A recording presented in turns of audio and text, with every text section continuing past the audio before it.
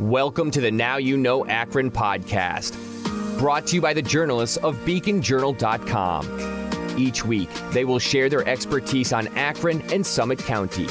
Now, here's your host, Craig Webb.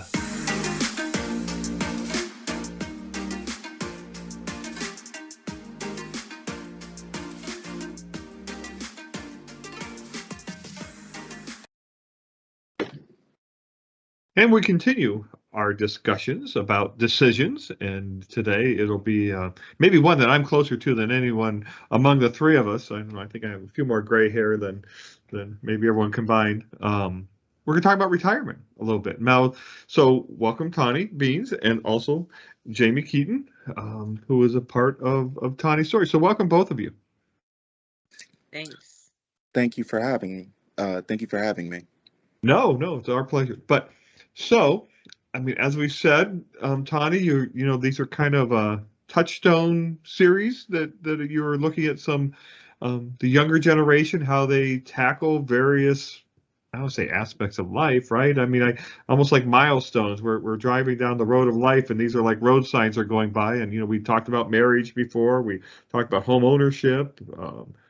We do careers? I can't remember if we did careers. I know we did a bunch of, but why don't you run down the list and talk a little bit about, you know, retirement?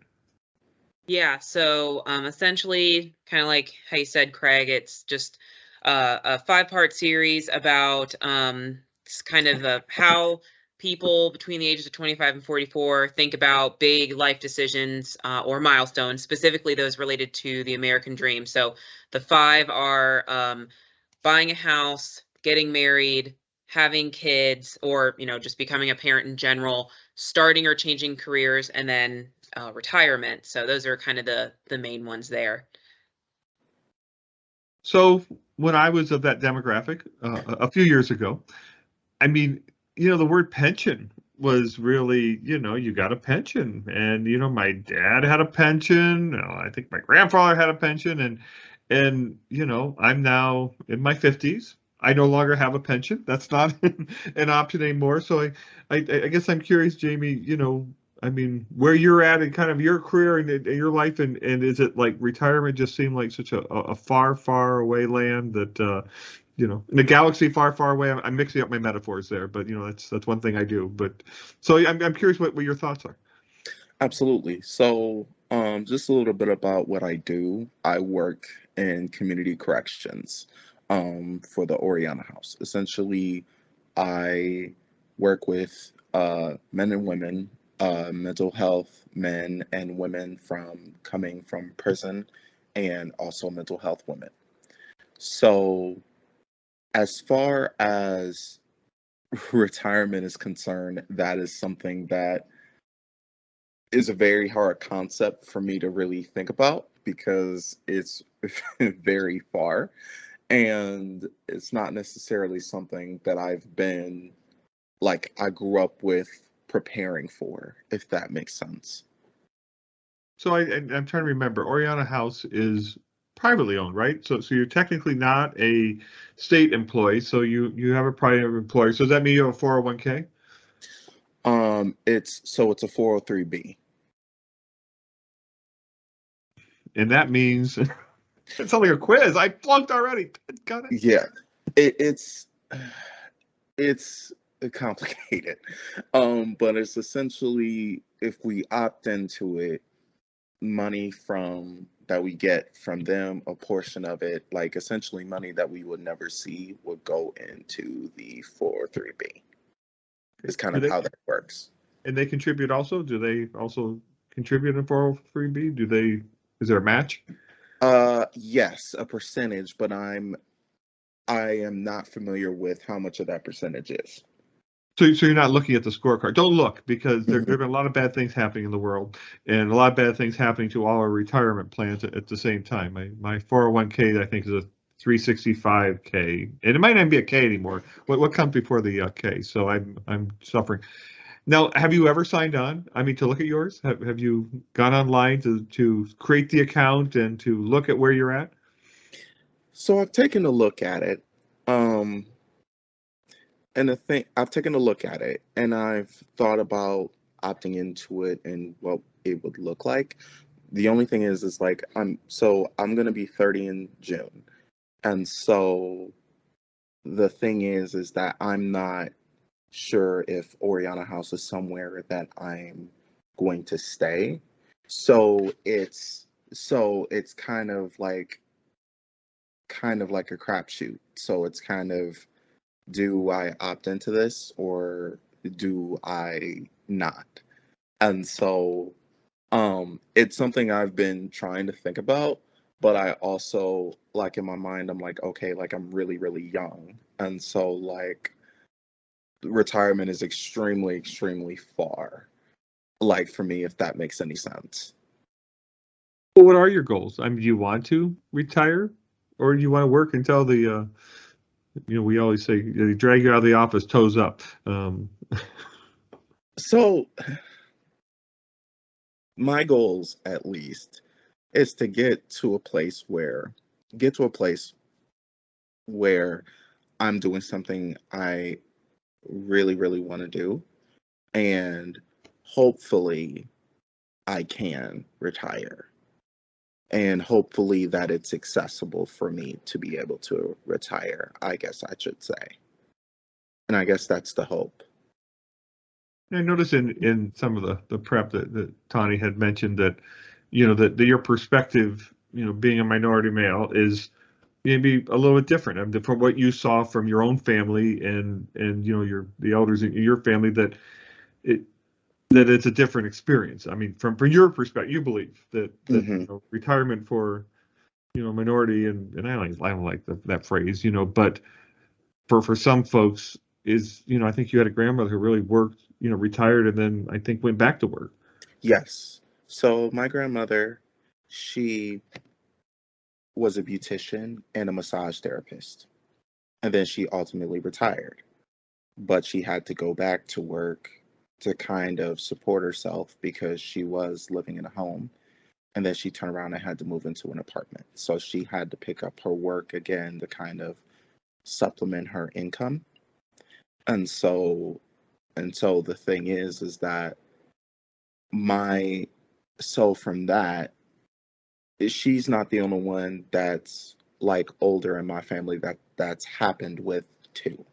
It's like everyone that's over the age of 60 like has had to pick up and go to work again just so that they can make ends meet. Even my grandmother and grandfather who has since passed. My granddad worked for Babcock and Wilcox as a welder, and he had retired, but he had went back to it and then retired again because he gotten like too old to continue. So from that perspective alone, retirement for, I guess, for an African American individual like myself looks completely different because it doesn't really look as accessible. Like, it doesn't look like the funds that we would get are as high as our counterparts. And so that's just kind of the perspective I'm coming from as far as when you talk about retirement. Do you think it's a society failure? I mean, now you're 30, so you have another, theoretically 40 years to go if you work till you're 70 or 65. I mean, so I mean you're still deciding your retirement plans, but was it just not a discussion point for you think for your parents or your grandparents that just it was something that just was never talked about? It's something that, like I said, it was just something, it wasn't accessible knowledge that we had. And so the thing is that we, whenever I was coming up and getting a job and having a career, we had this mindset that we have to work twice as hard to get half.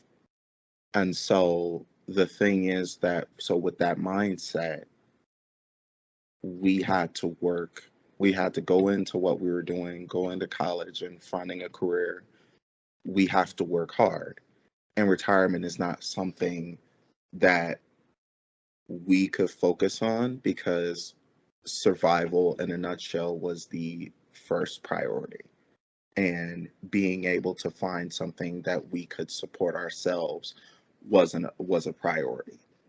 And so for me, that was kind of the priority for me, to go into something that A, I love to do, and B, I can also support myself in doing it. And kind of like working in the present.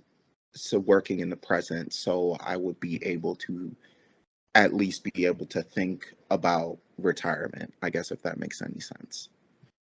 Well, and we're also, your generation is coming out with, I'm not listening to what your situation is, but huge college debt, right? And also housing costs that are just going up and up. I mean, and utilities, and, I'm not wistful for the good old days. I mean, but I kind of look back at my dad, who worked for, the CEI, which was the Cleveland Electric Illuminating Company, and the power plant. He was, he was a blue collar worker, but I mean, the water bill wasn't that much. The gas bill wasn't that much. I mean, his house payment wasn't really that much, but now, house costs have tripled. I mean, and it just, but the income hasn't grown as much. I mean, so, I'm just, I don't want to make you sound desperate, but I mean, I think you said something very important, that, living in the present, just trying to live in the present. It's hard to think really that far in the future when, the monthly bills already are so, in some cases insurmountable for some. Absolutely, 100%. And even, for me and my wife now, we're renting. And so the thing is that I know my parents literally just bought a house, and like just. And so if you think about it, I'm going to be 30 in June, and they literally just bought a house not even a year ago. And that was my mother's credit getting to a place where she could, and my dad's credit getting to a place where he could.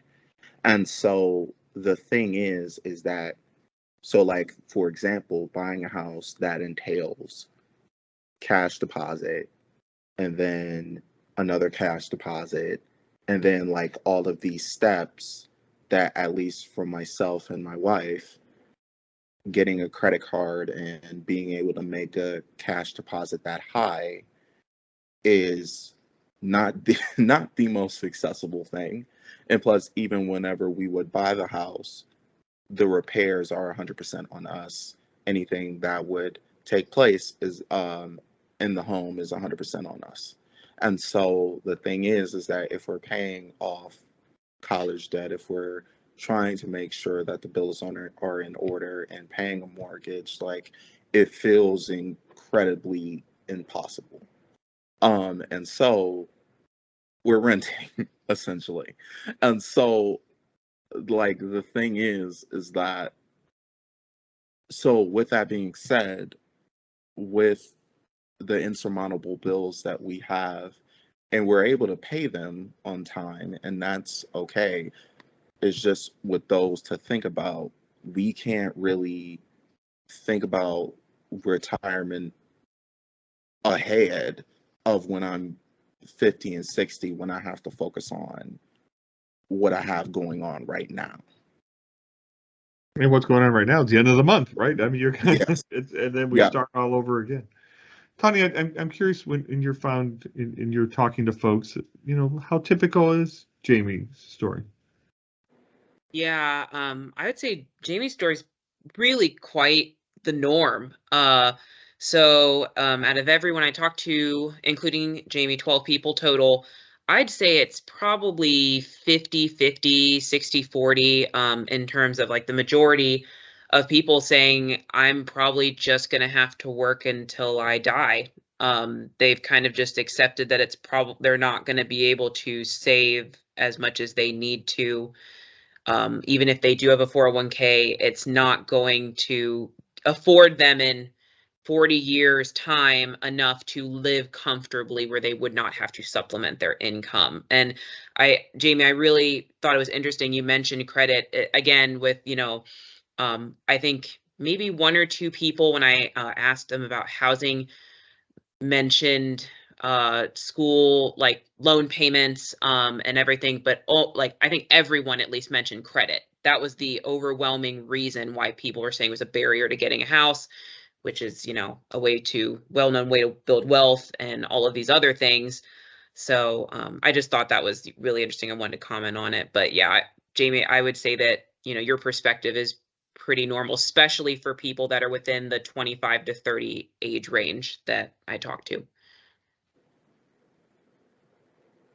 Well, if you could wave a magic wand, I mean, what would your magic wand be? I mean, if you had a pension, I mean, what's your thought? I mean, you said you're married, or what's your thought for your own kids? I mean, when you think about retirement and every generation wants to make it better for the next generation, and I'm just curious what barriers could be removed that would help you, or even help if you have kids eventually.